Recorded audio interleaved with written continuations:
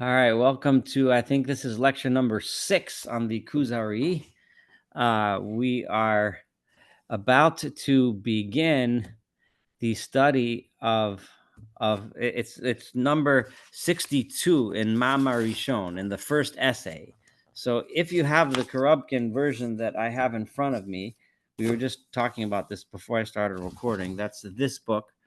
Then it would be on page 82. Right? Number 62. That's where we were up to. We read through 61 last time. And if you don't have any other version, then it would be Ma'amar Rishon, or the first essay, paragraph number 62. That's where you would follow along. And as I said before, I am reading the Hebrew from Michael Schwartz's Hebrew translation. That was a translation into modern Hebrew directly from the original Arabic. But I have the Korobkin English in front of me because I use it when I want to see an English translation, because it's the best that we have. So here we go. Until this point, we have this long conversation now, this engagement between the Kuzari, which refers to the king of the Khazars, and the Chaver, that is the rabbi, right, the Jewish scholar. And interestingly, the three other scholars that were consulted in the beginning that we studied together, the philosopher, the Christian, and the Muslim, are they kind of disappeared. We'll hear from them later here and there, but for the most part, they disappeared. And it's clearly obvious that Rabbi Yehuda Halevi, the author, wanted to show how the rabbi engaged the Kuzari in conversation, in long conversation, and in a back and forth. And what the feeling that you get from this is that the rabbi, obviously, the Chaver, obviously offered the king something that the other people didn't offer, right? And what he offered more than anything else was conversation, right? What he offered was give and take. What he offered was a back and forth. The others offered, this is our beliefs. I believe the A, B, C, D, E, this is what it is. This is the bottom line of Christianity, the bottom line of Islam, and the philosopher, the bottom line of philosophy. The rabbi gave a story, a story about a people and a relationship. So he engaged the king in a back and forth, and that's how he trapped him. Because not trapped him, that's how he drew him in. I was going to say entrapped him, but that has a negative connotation. That's how he drew him in. He drew him into the conversation, which is a very, very different kind of approach. And it's familiar to those of us that are familiar with what's kind of stereotypical of Jews. It's like, people want the short answer. I want the quick TikTok video. Give me the 15-second version. But in Judaism, it's never that way. It's always a long story. There's an if and an and a but and a maybe and a sort of and a sometimes, and what about, and so on and so forth. So now that he's engaged him in this conversation, and he's told them, well, look around the world. And I'm just kind of bringing us up to where we're up to.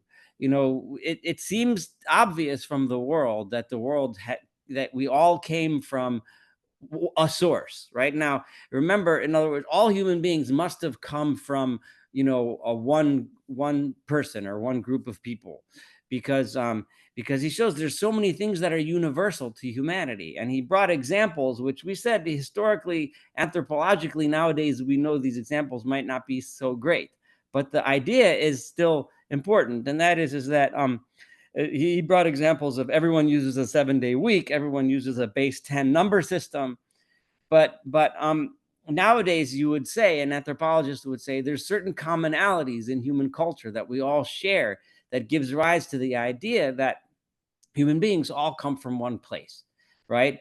And so remember that we can't expect to find the language and the ideas that Rabbi Yehuda Halevi uses to be exactly what somebody in 2025 would use. So I try to extract the idea behind the facts that he mentions, and convey that.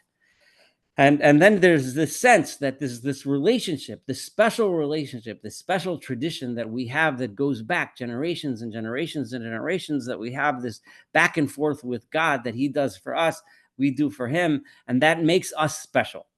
So now that he said that, I'm about to start reading 62. Amar HaKuzari. So the Kuzari said, Nania, okay, and the last thing that he just said was, well, what about those the people in India who believe that the world is thousands of years older and they have books that they claim were written thousands of years before, and so on and so forth. And the Kuzar and the Chaver's answer, the rabbi's answer, was what we would today consider to be racist. But remember, we can't. It's anachronistic to assume that they had the same. He didn't know anyone from India. He assumed they're backward people, they're uneducated people, and they have all kinds of ideas. And he did mention also they're dark people. So we see the prejudice against dark people has a very long history. It wasn't born in antebellum America. It came back. So the Kuzaris, the king says to him, Nanya, okay, so my argument about those people out there in India that have beliefs that are counter to yours, Naniach shati'unai klapecha, that my argument against you, hayu legabe anashim pshutim shchorim, that argument came from people who are simple-minded and backwards. And in the translation directly from the Arabic, it says and black, right? Whereas in the Hebrew, in the English Korubkin, he doesn't translate that. There's probably a reason why he left that out. But anoshim she'ein lehem de'ah achida, they don't have a real unified and consistent philosophy. So your answer was good. So I can't bring you a proof against your idea from the people over in India. What about the philosophers, right? They're so good at logic and in discerning the truth, and they're so good at it. So clearly, if they have a different opinion, there must be something about it. There must be something worthwhile thinking about. All of them agree together that the world is eternal and there was no actual beginning. And it's not just 10,000 years or 20,000 years. Ella Ein Sof. It's an infinite. The world was always existed. Now, for those that were with us when we studied Rambam together, they would remember that the Rambam mentioned this many times, the Aristotelian view that the world was kadum, the world is eternal. I explained that, and this is something some people miss, and that is, while nowadays in modern science doesn't believe anymore that the world is eternal, right? If you talk to somebody, find a scientist, they'll tell you the world started with the universe, started with the Big Bang, right? Now, obviously Aristotle had no idea or couldn't even possibly conceive of something called a Big Bang. But what Aristotle was saying when he said the world was eternal was he was saying as follows: the rules of science, the rules of physics and chemistry and biology, etc., are fixed rules, right? So whatever we see in front of us, what you and I see when we look out the window and we look around our room and we look at our hands or look in the mirror, are things that exist because the rules of science dictate that these things should be the way they are. So if those rules are unchanging, right, then the same thing that exists today should have existed yesterday and the day before and the day before and so on and so forth till bazillions, until forever, all infinity years ago, right? And that's why they concluded that the olam was kadam, the world was eternal. Bear that in mind when you think about that, because Aristotle's statement that the world is eternal is similar to a scientist today saying there is no creator, right? But the world exists because of rules of science, rules of physics that dictate that what is what would happen, because these are the rules. And if you put those rules into play, this is what will result, right? So the argument that Rabbi Yehuda Levi is going to try to make against the olam, the world being eternal, I think is very analogous to the same argument that someone would try to say today if they were trying to tell someone who claims today there is no creator, the world is based on rules, and the world exists because those are the rules of science. That's just the way physics works, and this is the world that we see. And bear that in mind when we do this. And remember, there was a third model at the time, and that it's called in the Jewish literature and the Rambam and in Yehuda Levi the Platonic model. Whether it's actually from Plato, I don't know Plato's philosophy enough, but I think it has origins in Plato. And the Platonic model is that there was a moment of creation, but God created the world out of some primordial substance. There was some kind of substance, and then the world came out of that substance. Of course, that begs the question, well, where did that substance come from? Who created that substance? But that's beyond the scope of tonight. So now that we have this, so let's go to item number 63. So I'm on page 83 now.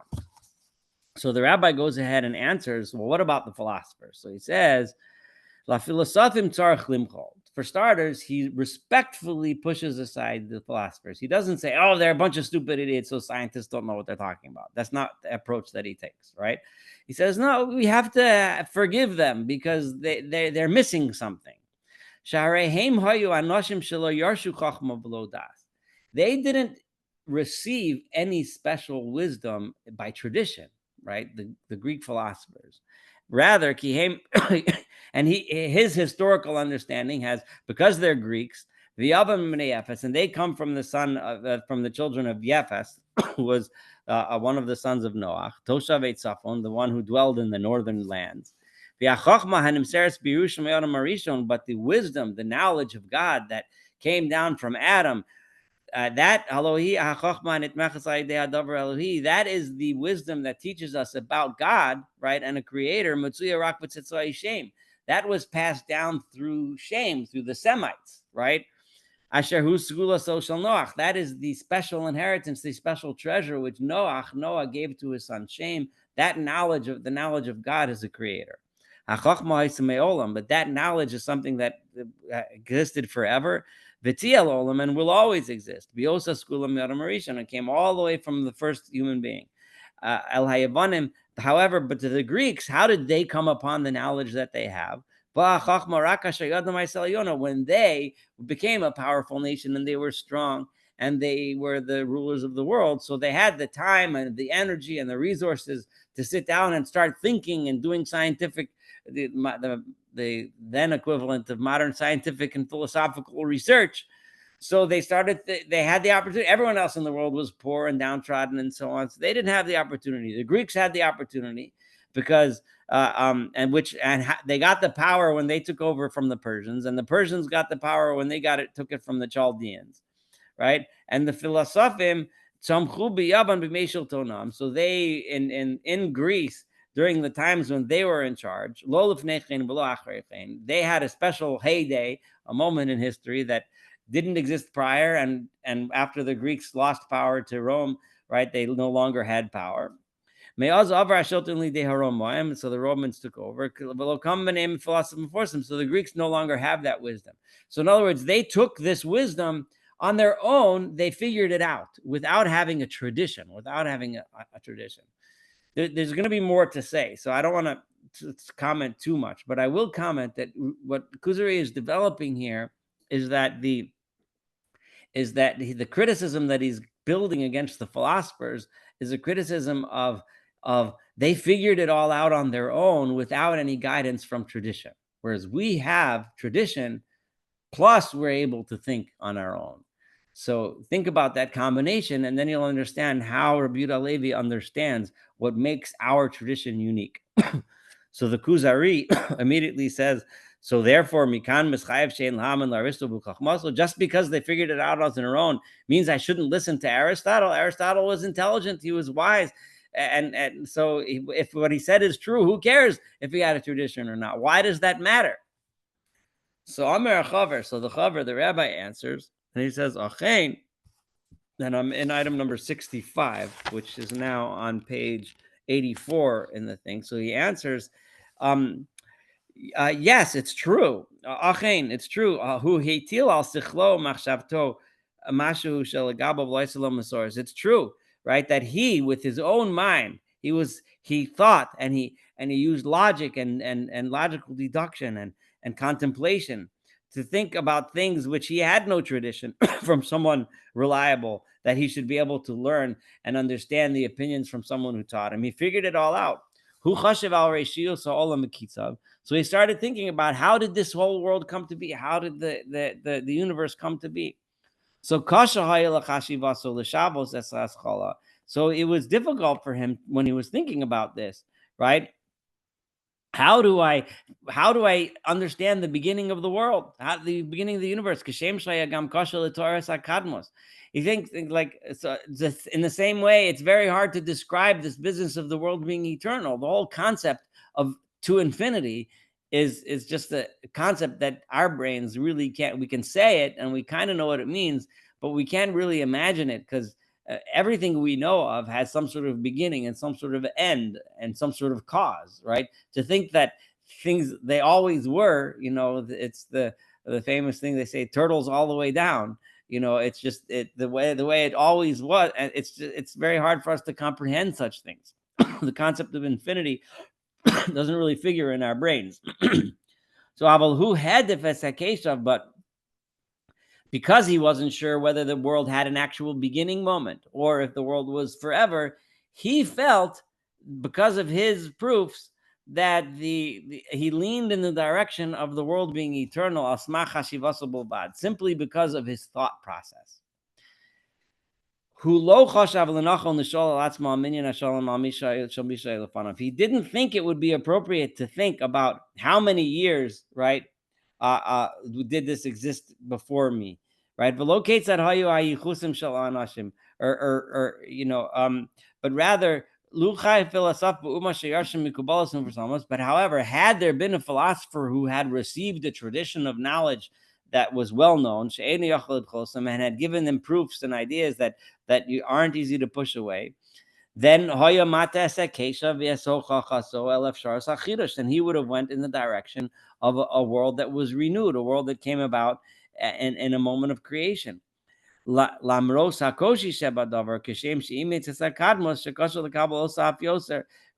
Because it's so difficult, in the same way that he thought that Kadmos, the idea of an eternal universe, was challenging, so too was the idea of a world that was created. So those were his words, but I want to just explain a little bit. So what he's saying here is that Aristotle was thinking. He didn't have anyone to teach him the right way, right? He didn't have anyone that had a tradition, right? So he's trying to think, well, did the world have a beginning, or was it always around? And he went through all kinds of proofs, right? And in his mind, they were all difficult. So he chose what he felt to be the less difficult path, which to him was the idea of Kadmos. This is not that much different from what Rambam said when he discussed this very same topic. Right? Remember, Rambam said that we can't prove either one of these ideas, right? We can't prove Kadmus Olam, that the world was eternal, and we cannot prove, and he demonstrated this through logic, right? And we can't prove scientifically that the world was created either, right? This is really, really important. Think about that, because remember, those of us that learn the Rambam together, Rambam says that we cannot prove that the world was created either. Let that sink in for a minute, right? Right. So therefore, because and then the Rambam presented, he said, it makes sense to say this way. It makes sense to say this way. It doesn't make sense to say this way. It doesn't make sense to say this way. We can argue back and forth forever. Therefore, we rely on our tradition and on what the Nevi'im and the prophets and the Torah teaches us, because it's possible. It makes sense, right? It is logically and scientifically and philosophically sound. Therefore, we're going to stick with what the Torah teaches us, right? And what the Kuzari here is saying is not that much different. He's saying that, but he's saying it from Aristotle's perspective.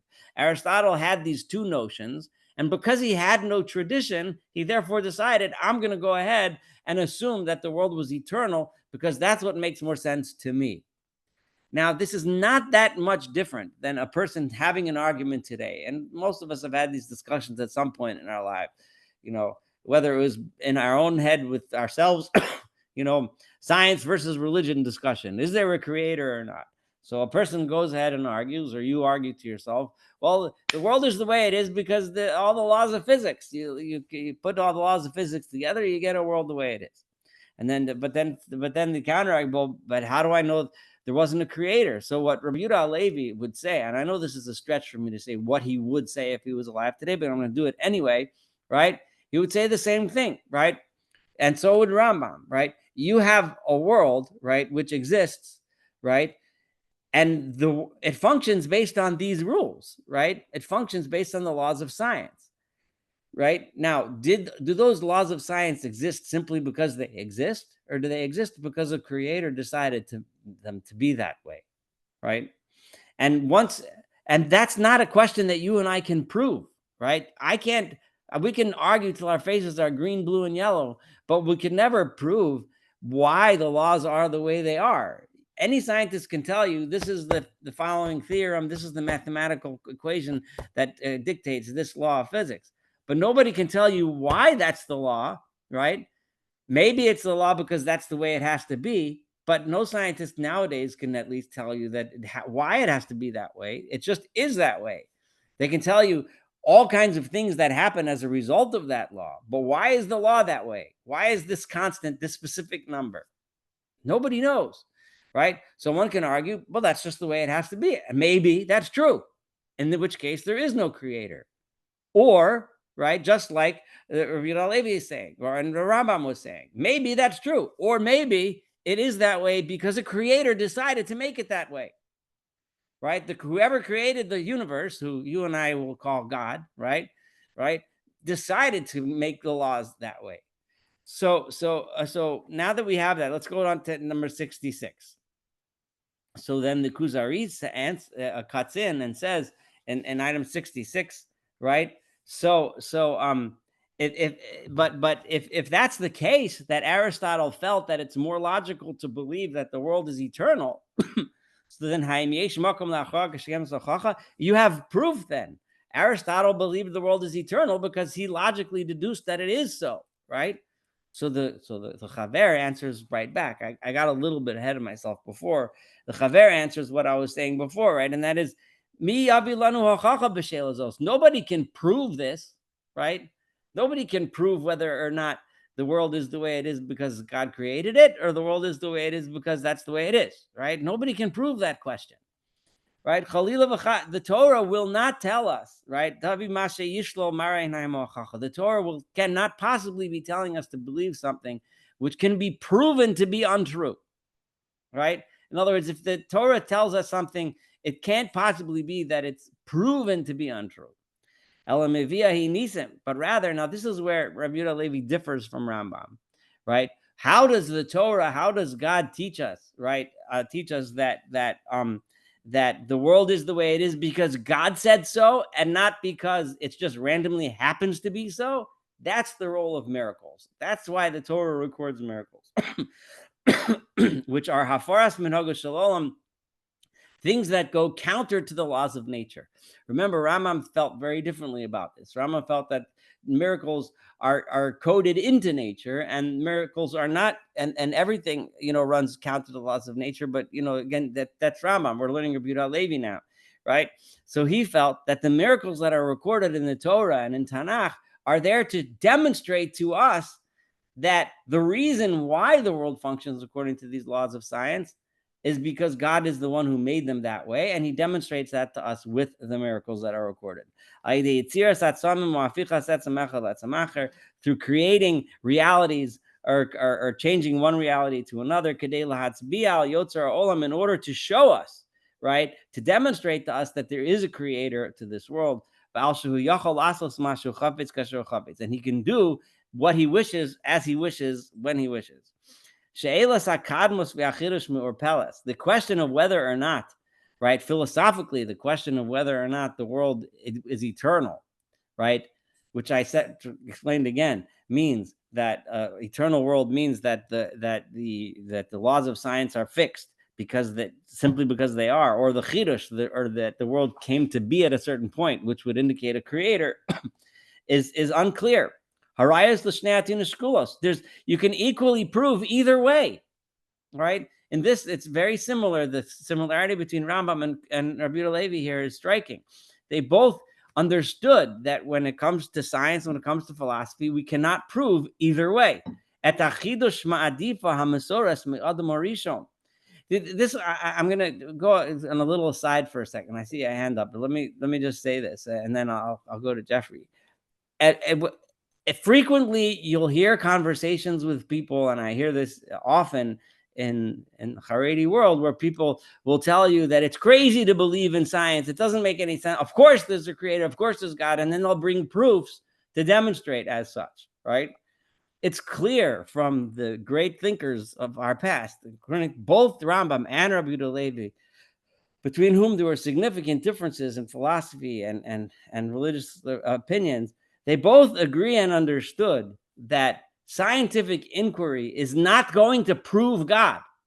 Now, to think about that. In other words, we will not prove God by scientific inquiry. I think I said this story a long time ago, but one of my boys went with his senior class in high school a couple of years ago to Spain on a school trip. And they went to Cordoba, where they have, is it Cordoba or Sevilla? Whatever, the town where the Rambam is from. Cordoba, right? Okay, Cordoba. Okay. So, and there's a statue of Maimonides, and the guy was saying everyone comes to kiss the statue because everyone thinks that they're going to be wise if they kiss Maimonides' statue or something. Anyway, so he mentioned the tour guide, and he wouldn't necessarily expect more from a tour guide. He said a little bit about Maimonides. He wrote a great book. And when he summarized the book, he said in it, the book describes philosophical proofs for God. Okay. Now, it's fine. I don't have a beef with this guy because, I don't expect everybody in the world to know or understand. But it does reflect an incredibly huge misunderstanding of what Rambam and pretty much all the major Jewish philosophers believe in terms of the scientific proof for God. It's simply not true. And I remember going to Yeshiva and learning this, right? That we're supposed to learn and understand, but through philosophy, that the Rishonim like Rambam believed that through philosophy we're supposed to come to an understanding of God. It's not at all true. In fact, it's the opposite, right? The Rambam and Rabbi Yehuda Levi all understood that science and philosophy will not lead to a proof of God's existence. However, they believed and understood that science and philosophy also does not and cannot and will not ever contradict the idea that there's a creator, right?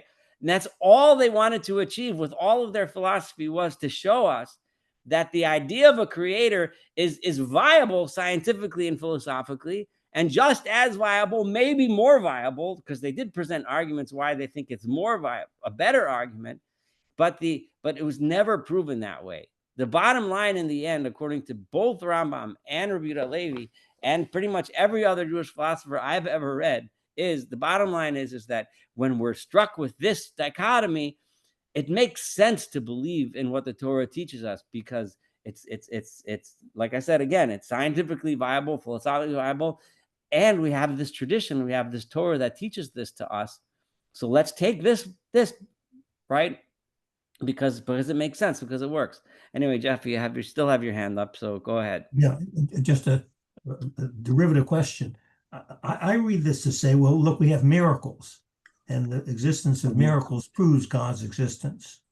And my question is, and you've all seen it on history channels, the water, one of the examples in the footnote is, water turning to blood. They go and research, they say, oh no, if you look into science, you can explain it. It was red mud, right, and it was this and that. And you've all seen where people have gone through and said these miracles are not miracles. They all have scientific explanations. Yeah. So if you go down that route, okay, so if the Torah doesn't have any miracles in it, how does that affect? If I were there, I'd say, well, that would be a problem for Rabbi Yehuda Levi and Kuzari. Yeah. That would not be a problem for Maimonides, right? Because Rambam himself, in many occasions, tries to explain things that are written in the Torah as miracles in logical ways. The most famous being, whenever something happens that seems like over the top, he would explain it was just a dream, right? The Rambam explains the valley of the dry bones as just a dream for that very reason. He explains the Malachim visiting Avram Avinu, the three angels, as just a dream for that very reason. In numerous cases, he himself goes out of the way to explain miracles with a few small exceptions of Yetziat Mitzrayim, the Exodus and things.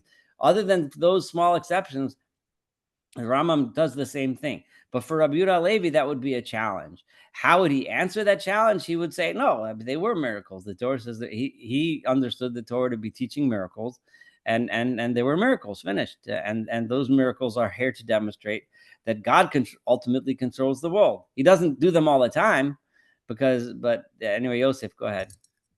I was just going to answer the way that my rabbis answered when I asked that question, which is that whether they were or not natural phenomenons, the fact that Moses told the Pharaoh, "This is going to happen tomorrow," is a prophetic,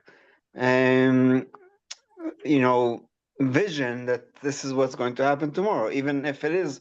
They didn't have the Weather Channel back then, so if he said that the water will turn to blood, even if it's fungi or whatever they try to explain it was him saying it in the name of Hashem.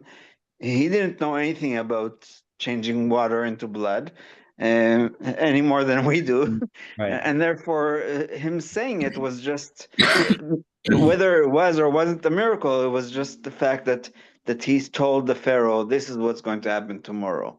So yeah, well, that's similar to what Rambam is. One of the options that Rambam gave us when he discussed miracles was that even if it's not a miracle, but the Navi had tapped into this vast spiritual divine knowledge and was able to know if and when and where what was going to happen, right? That was one of the Rambam's options for explaining the miracles, which is very similar to what you're saying. So that in and of itself is remarkable, having the wisdom to say that. But either way, yeah, but the point that you're bringing up is an important point for us to remember and discuss, and that is that that his approach to miracles is qualitatively different from Rambam's approach to miracles. He understands the miracles in the Torah as written, and they are miracles, and because they're miracles, those prove to us that we should follow the idea that there is a creator, and that it's not just is that way because it is that way. So but then he goes on. So why? So there was the miracles, and then he says the even though the philosophical proofs for both of these paths are equal, but the chidush ma'adifa hamasoros me'adam rishon. However, the tradition that we have accepted from Adam to Noach to Moshe, olav shalom, that tradition leads us in the direction of accepting that there is a creator, hanavua shehi hamitas yosem gayon, because believing in prophecy and the prophets that taught us this is more true than just using our own logic, right? V'af im ben das ye aletz lahaskim l'divrei yerivo, right? Even if a religious person were to take a different view and understand that there's some kind of chomer kadmon, some kind of primordial substance. This is the Platonic idea. This is the third option, right? Option 3, right? Which Rambam also mentioned, right?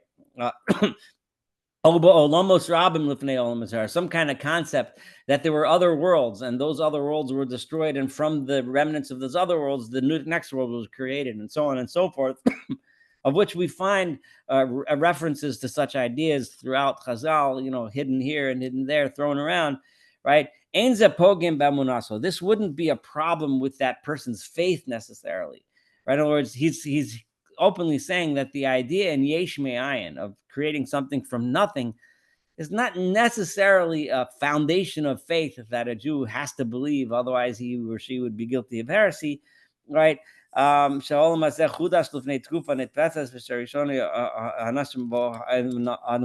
you somehow want to go with that philosophical opinion, which is a third route, that it's not eternal and that it's not but it's also not new because it was created from something that existed beforehand, then fine, go ahead and think that, right?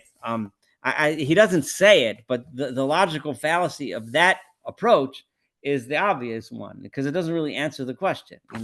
Okay, so it's you still end up going ad infinitum. So once you're doing that, you might as well just assume the world has been this way all the whole time, right? So anyway, fine. So that's 6. So now we're up to 68. So we're turning the page in the Korobkin to page 86. Right? No, actually, we turned the page already. Okay, so but the Kuzari king now has a lot to sink his teeth into. So he's gonna give an answer. Okay, so Dayeni betchum ze betiunim hamishachneim ha'ela, right? Um, all of these ideas that you've been telling me are very convincing, right? I hear you. You're saying something very convincing. It makes a lot of sense. You have this old tradition. God made miracles to demonstrate that he's the ruler of the universe and the creator of the universe. And through these miracles, and this through a tradition that was handed down from father to son to student over generations and generations and generations. And you have this special relationship with God and so on and so forth. Okay, understood. Right? Right? However, if I'm going to continue our relationship here, so I'm going to ask you for stronger proofs. Let's leave this subject for a minute. And because he told him about miracles in the Torah. He threw out ideas, which are big subjects, right? But we'll get back to that, and you can tell me your proofs, right? And you'll say them. But I want to I want to go back to your main story here. Right? How is it that this great an idea, right? And this is the idea that he's going to go into now, the idea of prophecy, right? The whole idea is that how do we know this thing this piece of wisdom that's been passed down? We know it because that knowledge was passed from God to us through the process of prophecy. God spoke to the prophets, let's say chief among them, of course, Moshe Rabbeinu. And through Moshe, we learned all of this wisdom and knowledge. So how is it, right, that this Borei Hagufim, this creator of all beings, the ruchos and spirits and nefashos and souls, aschalim, and all of the minds and malachim and angels, hamiromam, which is so uplifted and lofty and makudash and holy, and it's above anything that we can understand or even imagine. This God, this creator being that you've described. So kol shekain hasagas hachushim, certainly it's something that our senses can't sense. We can't see it, we can't smell it, we can't feel it, we can't taste it, etc. So davak babriya hanivza, that this great being that we can't even imagine somehow attached himself or communicated in some way with this lowly creature, hamaguna b'chomer shelo, which is just made out of nothing, just made out of chomer, just dirt and physicality. Even if it's true, right, that it's wonderful. Yes, a human being is this amazing creature, but still, in comparison to God, right? And it's true, even though it's true, yeah, even in the smallest creepy crawly little thing, right? This unfathomable wisdom. But the bottom line is that in comparison to God, it's nothing. So how is it that we communicate? How do we tap into this knowledge source that somehow it? Like, how does that work, right? How exactly does this communication work? And if you remember, Rambam gave a whole explanation based on Aristotelian physics, how it worked. But again, let's see Rabbi Levi and how he explains it. So Amar Chaver, so the Chaver says, because the bottom line is that all your stories about there being a creator and all that stuff, it's all well and good, right? And miracles, that's great, right? But it still doesn't make sense. Your whole religion, your whole relationship is based on a relationship. How is there a relationship? Right? How do you relate to this God? Right? How does that work? The corollary, the end of the argument that the Kuzari is making now. Okay, so there's a God, there's a creator up there, and he did his thing, and now we're down here doing our thing, right? How is there some connection, right? How is there a bond between you and him? So Amar Chaver says, so the Chaver answers, the rabbi answers as follows: Bidvarecha Eila, right? And I'm starting number 69, so that's on page 87 right now, right? so he says, and a very fascinating answer here. So Amar Chaver, now I don't have to give you a long answer. Unfortunately, he will give him a long answer, but whatever, it's fine, right? This I can answer quick and easy. That's an easy one, right? Ha'im atami, and he answers typical Jewish answer with a question, right? Right? That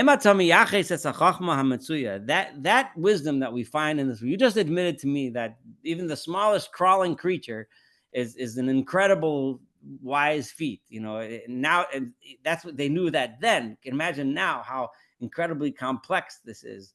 I just was listening to the radio the other day that they studied this common ant that lives all over Europe, and this ant, sometimes the colonies can get infected with a certain fungus, right? And they did this experiment. So they take a queen ant and of this species, and they drop her in a plaything, and she goes and lays her eggs, and they start making an ant colony, and they design it in a certain way, right? But then they took another ant of the same species, another queen ant, put it in the same kind of environment, right? And they put the fungus in there with it, this fungus that infects the ants. And they designed an entire anthill in a completely different way. And they did this over and over again. And they figured out that the anthill where the fungus was designed in such a way that certain compartments were protected from the fungus. Everything didn't communicate with everything else. Like, they designed it in such a way that if one place would get infected, it could be sealed off from the rest. So there was like pockets. There was a little area of tunnels and things here, little tunnels and things here. And the only way to go from A to B was to go up and out and back down, right? So it's just like, it's crazy. The amount of things that we learn. But the one that wasn't infected, they didn't care. They had tunnels going from everywhere to everywhere. It's like quarantine and COVID or something, that they figured out how to do. Anyway, Yosef, go ahead. I can't hear you. I was just going to say that this sounds like the Borg in Star Trek, where they say that you will be, your species will be overtaken and contributing to the greater good and everything, and resistance is futile. But it sounds like they can protect themselves from stuff like that. So it's real science fiction, even though it's. You're saying it's not fiction. The more we learn, it's just amazing. So you have this incredible creature, but the bottom line is that where then does it come from, right? This incredible wisdom that designs such an amazing creature. Lamashal, for example, Bervias Hanimola, and the creation of an ant, right? El Galgal, a Galgal is a sphere. Remember, in those days, they're all believing that the universe is made up of spheres that rotate around the geocentric universe, right? O El Kochav, or the wisdom that makes up a star. O El Mashu Acher, any other thing, Zulas Abori, other than the creator himself, Bal HaYecholes, who has the ability to do it. HaKoveas Hamidus Vashirim, he's the one who makes the laws of science, the measurements, the mathematical equations. How is it, where does this wisdom come that each creature has what they need, not more than what they need, not less than what they need? Where does this come from? Like, what do you call it? The wisdom that makes it all happen. Like, where is it? Where is it from? Right? So the Kuzari answers, that's nature. Nature does it, right? It's the same thing a person would say. That's the laws of nature. The laws of nature lead me to see all these interconnected things this way, and that's the way it works. And then you would apply, they would apply Aristotelian logic. We would explain it today in the terms of modern science, right? So Amar Chaver Mahu Ateva, what is nature? What does nature mean? What is nature? Right? Amar Kuzari, who koach min hakochos, it's some sort of a power. Al pima sheshamanu balimudim, according to that which we learned when we were taught in school, that the nature is such that such and such goes this way. We don't know what it is that drives all of this. What's making all of this? Why is it all the way it is? But certainly those that are wise, they know. The scientists must know. I was the kid. I became the king. I was too busy being busy with king affairs. So I learned about it in elementary school. But, the guys that went on to get PhDs, that they can tell you, go to them and they'll explain it. Right? So Amar Chaver, so the Chaver says, lo, it's not true. Right? Now I'm at item 73 now. Right? Um, don't go to the PhDs, right? They might be able to tell you 10,000 more facts about the ant and the bug and the stars and the moons and the spheres and so on. They can tell you all kinds of things that maybe you and I don't know, right? But their understanding of its nature, right, is just as I see that he translated as nebulous, so I'll use that as ours. It's just as nothing of that. They don't know really what it is, why it is, what makes it all work. Right? The philosopher, meaning Aristotle, right? He defined it a little bit, right? Right? He kind of limited it by saying that it is the ikaron v'asiba shebiglolo hadvarim ha'mitzuyim b'betnua. It's like remember we learned about the Aristotelian prime mover, right? That's what in other words, Aristotle said everything boils down to some form of prime mover. There's something, because everything has to end up, something has to be causing it all. So that's the usual term that we heard, right?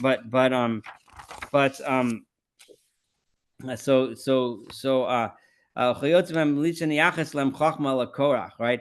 There is no all of these things. I'm sorry, I skipped some lines. Where I was reading, what was I reading? 73. I apologize. I jumped a little. Let me go back. So the philosopher Aristotle, he explained, right?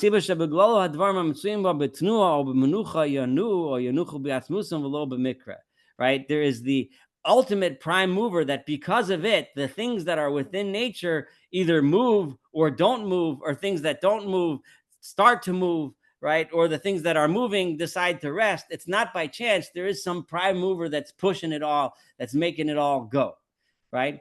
But in the end, that still begs a question. That still leaves a hole. So in other words, Aristotle might have touched on it a little bit, but the bottom line is that the philosophers, the scientists, they also don't know why it all is the way it is.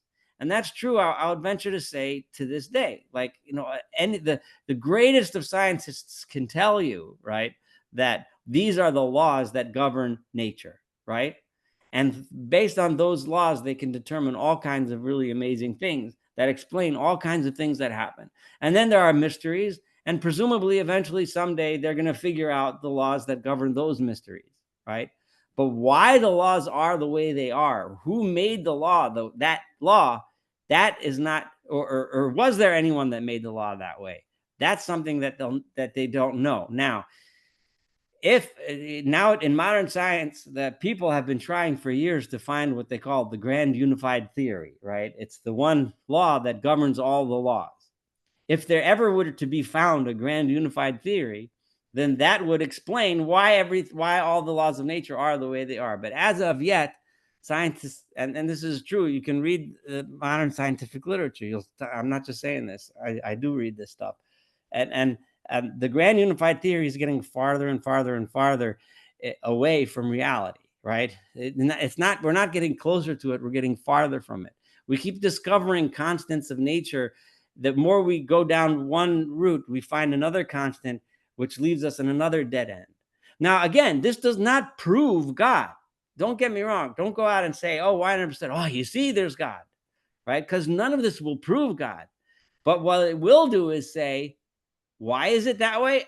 I don't know. Maybe it's that way because it's that way. Or maybe it's that way because someone or some being decided to make it that way so that we would have a world like the one that you and I live in. And that's all that Rambam, and that's all that Rabbi Yehuda Halevi needs to get us to the point where, right, where the creator is possible. And then we rely again on the Nevi'im, on the prophets. So I'm kind of up to here. We only have a few minutes left for questions. It's getting really cool. But I do again want to point out just one thing. One of the differences we've found so far here between Rambam and Yehuda Halevi is the idea of miracles, right? It's definitely a very different emphasis, right? And you find that difference reflected in conversations you may have with your friends as you walk through the Jewish world today, right? How people approach and understand the miracles in the Torah. You'll find the Maimonidean approach and Yehuda Halevi's approach still bouncing around in the Jewish world. And I just wanted to point that out. But we also see some very close similarities. But anyway, so Bli Neder, next week we could start with item 74, the Kuzari's response to this. So we're in the middle of something. We're in the middle of his answer to that question, which is, how is it that God communicates with us? And Yehuda Halevi said he's going to give a short, quick answer, and he gave an answer that's so long that we're still in the middle of it. But that's fine. We'll pick up from where we left off. So tell me any questions, observations, problems, existential, whatever issues that you want to bring up. Fire away.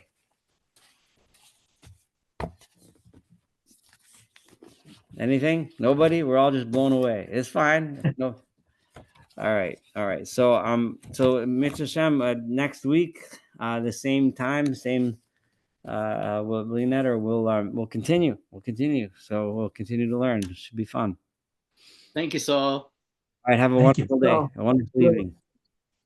You all. Bye. All right. Bye-bye.